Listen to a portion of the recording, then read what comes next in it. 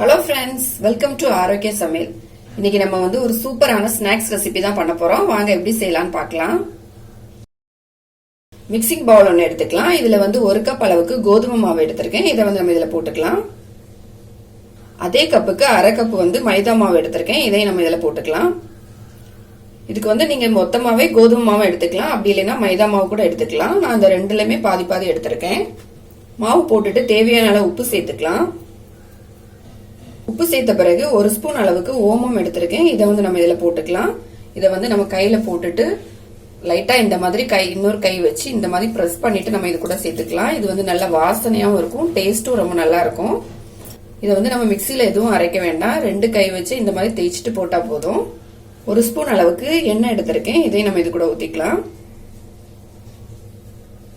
இதெல்லாம் சேர்த்துட்டு நம்ம கை வச்சு மிக்ஸ் பண்ணிக்கலாம். இதை நம்ம இப்ப சப்பாத்தி மாவு மாதிரி தான் பிசைய போறோம். அதனால நல்லா மிக்ஸ் பண்ணிக்கிட்டு கொஞ்சம் கொஞ்சமா தண்ணி சேர்த்து நம்ம சப்பாத்தி மாவு மாதிரி பிசைஞ்சு எடுத்துக்கலாம். இதை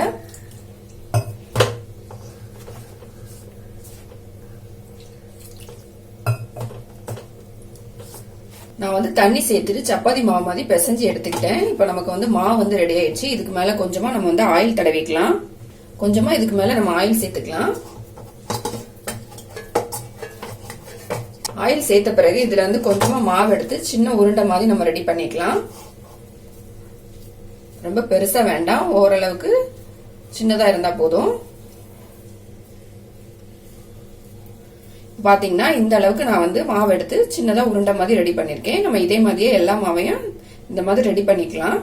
நான் இப்ப இதை சின்ன சின்னதா எல்லாத்தையுமே உருட்டி ரெடி பண்ணிட்டேன். நம்ம எடுத்த மாவோட அளவுக்கு எனக்கு பாத்தீங்கன்னா 9 உருண்டை கிடைச்சிருக்கு. நம்ம இதை ஒரு 10 நிமிஷம் க்ளோஸ் பண்ணி வச்சிடலாம்.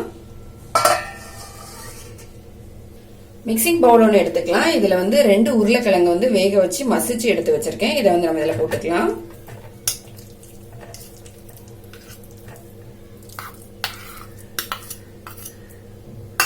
ஒரு அரை கப் அளவுக்கு பட்டாணி வேக வச்சு வச்சிருக்கேன். இதையும் நம்ம இது கூட போட்டுக்கலாம்.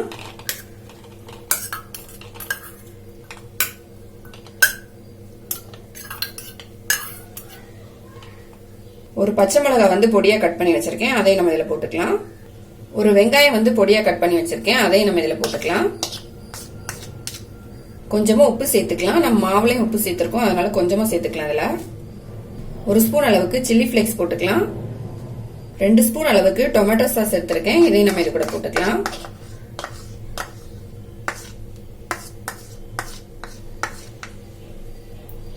சேர்த்துட்டு இது எல்லாத்தையும் நல்லா மிக்ஸ் பண்ணிடலாம். இந்த உருளைக்கிழங்கு, பட்டாணி, வெங்காயம், மசாலா எல்லாமே நல்லா ஒன்னா மிக்ஸ் ஆகணும். எல்லாத்தையுமே நல்லா மிக்ஸ் பண்ணி எடுத்துக்கிட்டேன். இப்ப நம்மளோட மசாலா ரெடி ஆயிடுச்சு. நம்ம மாவு க்ளோஸ் பண்ணி ஒரு 10 நிமிஷம் இருக்கும். நம்ம ஓபன் பண்ணிடலாம். இப்போ நம்மளோட மாவு பாத்தீங்கன்னா இப்ப நல்லா ரெடி ஆயிடுச்சு. பாருங்க எவ்வளவு சாஃப்டா இருக்கு பாருங்க மாவு. இப்ப இந்த மாவு எல்லாத்தையுமே நம்ம சப்பாத்தி கல்ல வச்சு சப்பாத்தி போடுற மாதிரி நல்லா போட்டு எடுத்துக்கலாம். எல்லாத்தையுமே நம்ம சப்பாத்தி தேய்க்கிற கல் எடுத்துக்கலாம். இதுல கொஞ்சமா கோதுமை மாவு போட்டுக்கலாம். நிறைய மாவு வேண்டாம், கொஞ்சமா போட்டா போதும். போட்டுட்டு நம்ம ரெடி பண்ணி வச்சிருந்த உருண்டையை எடுத்து இதுல வச்சுக்கலாம். 2 பக்கமும் இதே மாதிரி மாவு 2 பக்கமும் நம்ம பிரஸ் பண்ணிக்கலாம். பிரஸ் பண்ணிட்டு நம்ம தேய்க்க ஆரம்பிச்சிடலாம்.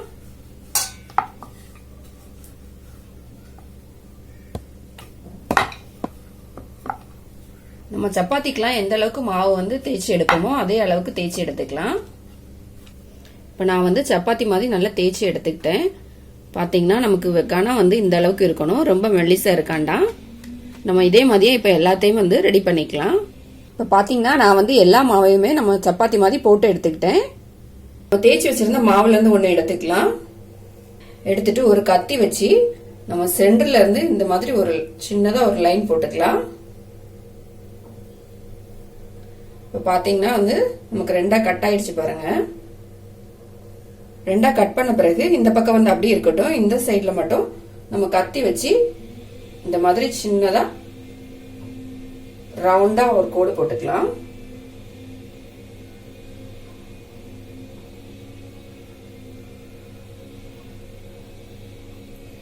இந்த கோடு நம்ம இந்த பக்கம் போட்டிருக்கோம்ல அதே அளவுக்கு போட்டுக்கலாம். அப்பதான் இந்த பக்கம் நம்ம மசாலா வைக்கும் போது வெளியே வராம இருக்கும். பாருங்க மேல ஒண்ணு போட்டுக்கலாம். அதே மாதிரி பொறுமையா போடுங்க, கட்டாயிராம.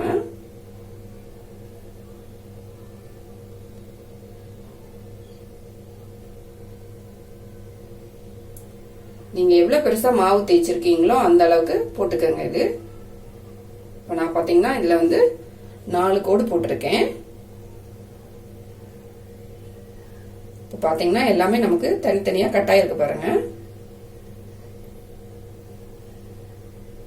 இந்த மாதிரி கட் பண்ணிட்டு நம்ம பண்ணும்போது ஒரு அழகான ஷேப் இருக்கும். இதை பார்க்கும்போது பசங்களும் ரொம்ப விரும்பி சாப்பிடுவாங்க.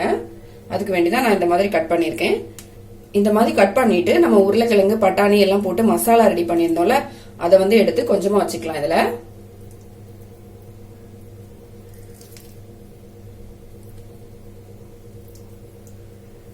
இந்த மாதிரி வச்சுட்டு நம்ம கட் பண்ணி வச்சிருந்த இந்த பக்கத்தை வந்து எடுத்துக்கலாம்.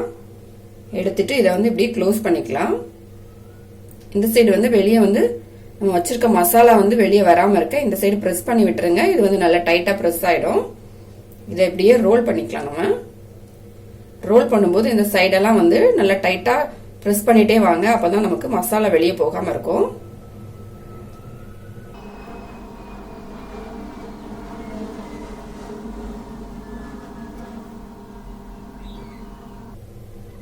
இப்ப நம்ம வந்து கையில எடுத்துக்கலாம்.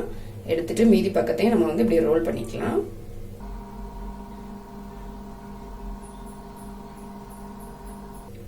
பாத்தீங்கன்னா இப்ப நான் வந்து நல்லா ரோல் பண்ணிட்டேன்.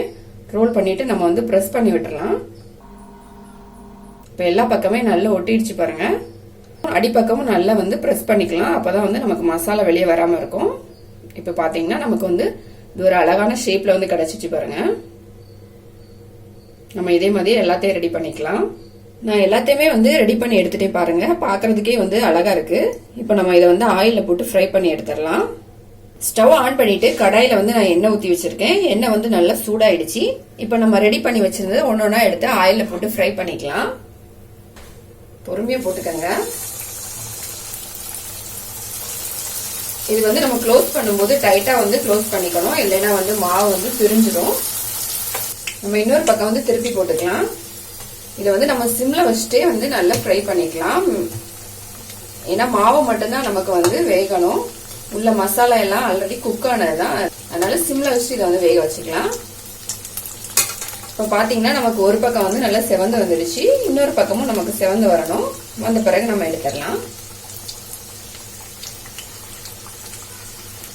நம்ம மீடியமான ஃப்ளேம்ல வச்சுட்டு இதை வந்து 2 பக்கமும் ஃப்ரை பண்ணி எடுத்துக்கலாம். ஏன்னா நமக்கு உள்ள இருக்க ஸ்டஃபிங் வந்து ஆல்ரெடி குக் ஆனது. மேல இருக்க மாவு மட்டும்தான் வேகணும். அதனால நம்ம வந்து மீடியமான ஃப்ளேம்ல வச்சுட்டு இதை ஃப்ரை பண்ணிக்கலாம். இது பாத்தீங்கன்னா ஒரு பக்கம் வந்து நல்லா செவந்து வந்திருக்கு. நம்ம இன்னொரு பக்கமும் செவந்து வரணும். அது வரைக்கும் ஃப்ரை பண்ணிட்டு அப்புறமா நம்ம ஆயில இருந்து எடுத்துக்கலாம். இதை இப்போ 2 சைடுமே நல்லா செவந்து வந்துடுச்சு. நம்ம எடுத்துடலாம். நம்மளோட சூப்பரான ஸ்நாக்ஸ் வந்து ரெடி ஆயிடுச்சு. இந்த மாதிரி வித்தியாசமா செஞ்சு கொடுக்கும்போது பசங்க வந்து ரொம்ப விரும்பி சாப்பிடுவாங்க. இதை வந்து நீங்க ட்ரை பண்ணி பாருங்க. நம்மளோட ஸ்நாக்ஸ் வந்து ரெடி ஆயிடுச்சு. ஸ்கூல்ல இருந்து வர குழந்தைங்களுக்கு இந்த மாதிரி கொஞ்சம் டிஃப்ரெண்டா செஞ்சு கொடுத்து பாருங்க. ரொம்ப விரும்பி சாப்பிடுவாங்க. கண்டிப்பா ட்ரை பண்ணி பாருங்க. இந்த வீடியோ உங்களுக்கு பிடிச்சிருந்தா லைக் பண்ணுங்க, ஷேர் பண்ணுங்க. மறக்காம என்னோட சேனலை சப்ஸ்கிரைப் பண்ணுங்க.